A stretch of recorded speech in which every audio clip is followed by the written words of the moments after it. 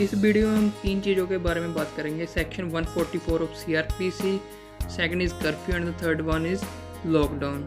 इन तीनों के बारे में हम विस्तार से जानेंगे जो कब इम्प्लीमेंट होते हैं, इनको कब लगाया जाता है, इनका इम्पैक्ट क्या होता है और इनके लगने के बाद क्या क्या रिस्ट्रिक्शंस इम्पोज होती है। और इसके साथ ही हम सेक्शन 144 कर्फ्यू एंड लॉकडाउन के बीच का डिफरेंस समझेंगे। तो चलिए शुरू करते हैं।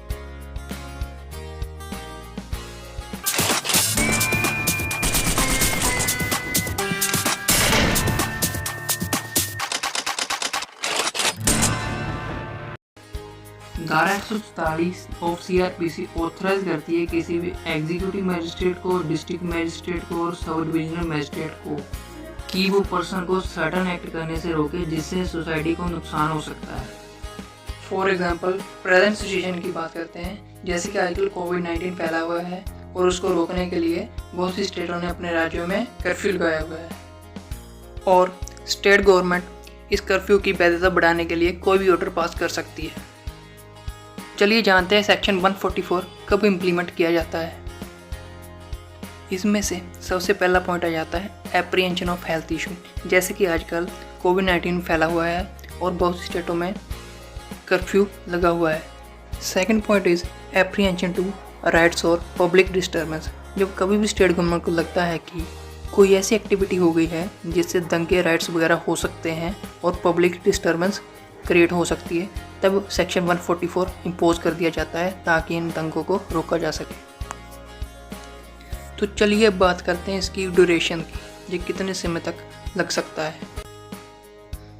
धारा 144 एक बार में 2 महीने तक लागू रह सकती है, लेकिन स्टेट गवर्नमेंट इसकी वैधता बढ़ाकर 6 महीने तक भी कर सकती है और अगर स्थिति अंडर कंट्रोल और नॉर्मल हो जाती है तो इसको किसी भी स्टेज पर विदड्रॉ किया जा सकता है। ये डिपेंड करता है टोटली स्टेट गवर्नमेंट पर और स्थिति पर। Executive magistrate in relation to section 144 कोई भी ऑर्डर पास कर सकता है। तो चलिए बात करते हैं किन किन लोगों पर ये धारा लागू होगी और लागू रह सकती है। इसमें 3 चीज़ें इंक्लूड की जाती हैं। फर्स्टली कोई भी particular individual, secondly public in general and the third one is person residing in a particular area और प्लेस और group of individuals. District magistrate in relation to section 144 of CRPC कोई भी order pass कर सकता है इसकी वैधता बढ़ाने के लिए या इसकी वैधता कम करने के लिए। अगर कोई भी पर्सन इस सेक्शन की वायलेशन करता है तो वो सेक्शन 188 ऑफ IPC के अंडर लायबल होगा। तो चलिए बात करते हैं कर्फ्यू के बारे में। कर्फ्यू क्या होता है? कर्फ्यू एक रूल होता है जो लोगों को बाहर निकलने से रिस्ट्रिक्ट करता है और आप ये भी कह सकते हैं कि कर्फ्यू एक टाइम लिमिट सेट करता है कि कब आप बाहर निकल सकते हैं और कब आपको इंडोर से रहना होगा।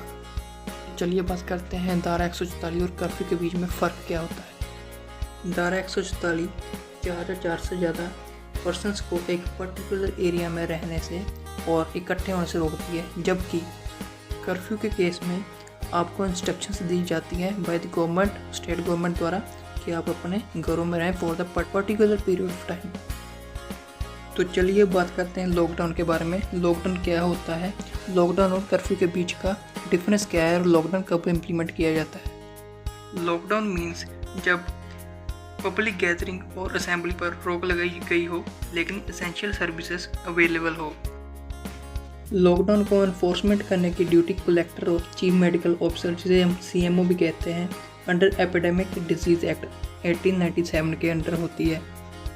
लेकिन इस पीरियड के दौरान एसेंशियल सर्विसेज जैसे कि banks, ATMs, vegetables, milk shops वो खुली रहती हैं।